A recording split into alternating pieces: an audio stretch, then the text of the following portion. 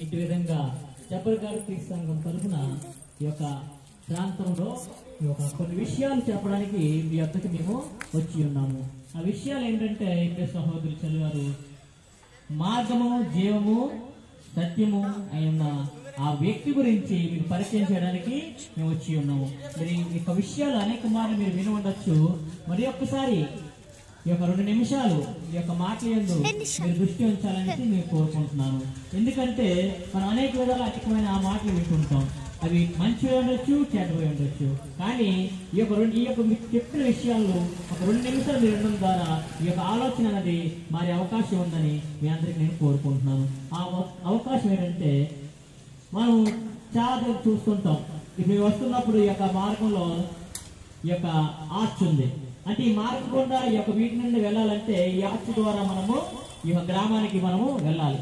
అదేవిధంగా ఈ యొక్క వీధి గాని, ఒక గ్రామం గాని, ఒక ఊరు గాని, ఒక ప్రాంతం గాని, ఒక మండలం గాని, ఒక జిల్లా గాని, ఒక రాష్ట్రం గాని, ఒక దేశం, ప్రతి దానికి కూడా ఒక మార్గం అనేది ఉంటుందని మనందరికి కూడా దీని ద్వారా తెలుస్తుందన్నమాట. కానీ ఒక మార్గం అనేది మనం మరణించిన తర్వాత నిత్య జీవితానికి తీసుకెళ్లే ఒక మార్గం ఉందని మనము గమనించాలి. ఆ మార్గమే యేసుక్రీస్తు ప్రభువారని మనమందరం కూడా తెలుసుకునే అవకాశము మనకి ఇచ్చి ఉన్నారన్నమాట. ఆయన ఎందుకు మనకు మార్గమై ఉన్నారని ఈ యొక్క రాత్రికాల సమయంలో మనం ఆలోచిస్తే, ఆయన మన నిమిత్తము ప్రాణం పెట్టి ఉన్నారనేసి మనకి ఈ వాక్యం మనకి తెలియజేస్తుంది అన్నమాట. అది ఎందుకు వాళ్ళ గురించి ప్రాణం పెట్టాడు ఆయన అంటే, సమస్త సృష్టిని ఆయన సృష్టించాడు. ఆ సృష్టిలో మానవుణ్ణి ఒక తన స్వరూపమందు నిర్మించి ఉన్నాడు. ఆ మానవుడి యొక్క ప్రతి విషయం ఆయన సాయం చేస్తున్నాడు.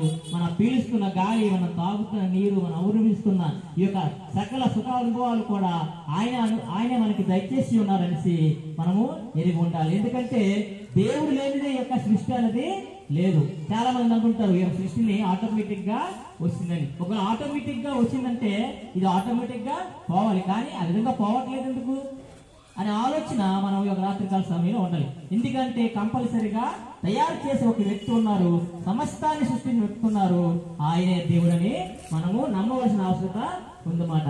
ఆ దేవుడే మన యొక్క యేసుక్రీస్తు ప్రభువారు అనేసి మీకు చెప్పడానికి ఉందన్నమాట. ఎందుకు ఆయన దేవుడు ఏమిటంటే, ఆయన మన నిమిత్తం ఆయన కోసము తన ప్రాణాన్ని అర్పించి ఉన్నారన్నమాట. ఆయన అంత ప్రేమ కలిగి ఉన్నారన్నమాట. మనం ఈ యొక్క జీవిత కాలంలో మనం అనేక విధాలుగా గమనిస్తుంటాం. అనేక మార్లు మనకి అనుభవంలోకి వచ్చే ఉంటాయి, మంచి గాని చెడు గాని. ఎవరు సాయం చేస్తారో వాళ్ళే మనము మంచిగా ఉంటాం. కొన్నిసార్లు సిచ్యువేషన్ బట్టి అప్పటికప్పుడు మంచిగా ఉంటారు, అప్పటికప్పటికే మారిపోతారు. కానీ నిరంతరము కూడా ఒకే విధంగా ఉండే దేవుడు మనకున్నారనేసి మీకు తెలియజేయడానికి వచ్చి ఉన్నమాట. 2000 సంవత్సరాల క్రితం ఆయన భూమి మీద జన్మించి ఆయన ఏ విధంగా జీవించాడో ఆ విధంగా మనం జీవించమని చెప్పి ఇక పాపాలను పరిహరించడానికి ఆయన శిలువలో మరణాన్ని పిలిచి ఆయన రక్తాన్ని దారులుగా పోసి మన పాపాలని కట్టుటకు ఆయన శిలువలో మరణించారనేసి మీకు తెలియజేయడానికి మేము ఇక్కడ సంతోషిస్తున్నాము. ఆ యొక్క విశ్వాసం బట్టి మనము ఆయన నమ్మాలనేసి మేమందరినీ కూడా బతిమాలు కొడుతున్నాం. ఎందుకంటే ప్రతి విషయం అందుకు కూడా మనం ఆలోచన చేస్తుంటాం. మంచి ఏంటి, చెడేంటి, మన తిన్న తిండిలో గాని, వేసుకున్న బట్టల్లో గాని, ఉన్న ఇల్లులో గాని, ప్రతి విషయంలో కూడా తాగే నీరులో గాని, పీల్చే గాలిలో గాని మనము ప్రతి ఒక్క వాటిలో కూడా మనం ఆలోచన చేస్తున్నాం అన్నమాట. కానీ దేవుడి విషయంలో వచ్చేటప్పటికి ఈ ఆలోచన అనేది అనేక విధాలుగా మనము మార్చుకుంటూ ఉంటున్నాం. ఆ యొక్క సత్యాన్ని మనము తెలుసుకోలేకపోతున్నాం. ఎందుకంటే దేవుడు ఈ సమస్త సృష్టిని సృష్టించాడనేసి మనము తెలుసుకునే లేకపోతున్నాం. అనేక విధాలుగా మనము దేవుడిని మనమే తయారు చేసుకుని మనము పూజించే స్థాయికి మనము ఎదిగిపోయాం. కానీ దేవుడు చెప్తున్నాడు, దేవుడు ఆత్మస్వరూపి, ఆయన ఆరాధించేవారు ఆత్మతోనూ సత్యముతోనూ ఆరాధించాలని ఆయన చెబుతుంటే మనం ఏమి చేస్తున్నామంటే అనేక విధాలుగా అనేక రకాలుగా మనము దేవుణ్ణి.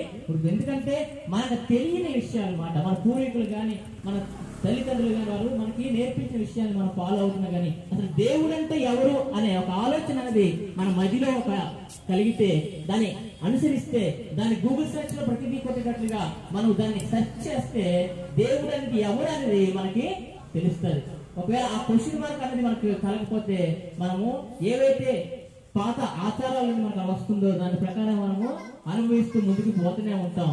సూర్యుడు తూర్పున ఉదయిస్తాడనేది ఎంత నిజమో ఈ యొక్క యేసుక్రీస్తు ప్రభువారు అన్నది దేవుడు అన్నది అంతే నిజమని ఈ యొక్క రాత్రికాల సమయంలో మీ అందరికీ తెలియజేస్తూ ఈ యొక్క మాటలు మీ యొక్క హృదయంలో ఉండి వాటి ఆలోచన కలిగి ఉండాలని కోరుకుంటూ ఇంకా ఏవైనా క్వశ్చన్స్ అనేవి ఏమంటే దగ్గరలో జబర్ గారు తీసుకు ముందు అక్కడ నవీన్ గారు ప్రవీణ్ గారు అక్కడ పరిచయం చేస్తున్నారు. ఈ యొక్క అనేకమైన సందేహాలు తీర్చగలిగే క్యాపబిలిటీ వాళ్ళకు ఉంది. మీరు వచ్చి వారిని కలవచ్చు, వారితో మాట్లాడచ్చు, ప్రేమపూర్వకంగా మీరు వారు మిమ్మల్ని ఆహ్వానిస్తారు, మీతో పాటు మాట్లాడతారు, మీకు కలిగిన సందేహాలని వారు తీరుస్తారు అన్నమాట. కాబట్టి ఈ యొక్క రాత్రికాల సమయంలో మీ హృదయాల్లో ఒక క్వశ్చన్ వేసుకోండి. What is God, how is God, how is God అనే ఒక క్వశ్చన్ మీ యొక్క హృదయంలో, మీ యొక్క మనసులో, మీ హార్ట్ లో చేసుకున్నారంటే ఈ ఆలోచన అనేది నేనందరూ ఆలోచించాల్సిందిగా కోరుకుంటూ ఈ యొక్క మాటలు ముగిస్తూ సహోదరులకి ఈ యొక్క సమయాన్ని అప్పగిస్తున్నాను. ఈ ప్రాంత ప్రజలకు సహోదరు రక్ష గారు మరి యేసుక్రీస్తే ఆయన చెప్పిన మాట ఏంటంటే, నేనే మార్గము, నేనే సత్యము, నేనే జీవము, నా ద్వారా తప్ప ఎవడు పరలోకానికి రాలేడు అనే సంగతిని జ్ఞాపకం చేశాడు. కాబట్టి ఎవరైనా పరలోకానికి వెళ్ళాలని ఆశ, అంటే ప్రతి ఒక్కరికి ఆశ ఉంటుంది, చనిపోయిన తర్వాత పరలోకానికి వెళ్ళాలని, నరకానికి వెళ్ళకూడదని. అయితే పరలోకానికి వెళ్ళాలంటే ఒకే ఒక మార్గము, క్రీస్తు మార్గము. కాబట్టి యేసుక్రీస్తు నమ్మినట్లయితే తప్పనిసరిగా పరలోకానికి తీసుకెళ్ళి ఆయన వాగ్దానం చేశాడు. కాబట్టి వాగ్దానం చేసి నమ్మదగిన వాడు కాబట్టి ఆయన తప్పనిసరిగా మీరు నమ్మినట్లయితే ఆయన పరలోకానికి తీసుకెళ్తాడు. నరకము చాలా ప్రమాదకరమైనది. కాబట్టి పరలోకము చాలా సంతోషకరమైన జీవితం. కాబట్టి అటువంటి జీవితాన్ని మీకు కావాలనుకుంటే యేసుక్రీస్తు నమ్మండి, విశ్వాసం ఉంచండి, వారి మనసు పొందండి, యేసుక్రీస్తు ప్రభుని తమ నోటితో ఒప్పుకోండి, పాపం తీసుకోండి, రక్షణ పొందండి, దేవుడు మిమ్మల్ని జీవిస్తాడు. ఈ సమయంలో మరి ప్రాంత ప్రజలకు వాక్యాన్ని చెప్పినటువంటి తమ్ముడికి వందనాలు తెలియజేస్తున్నాను. దేవుడి రాజు కూడా వచ్చినట్లయితే ప్రార్థన చేస్తారు అందరి గురించి.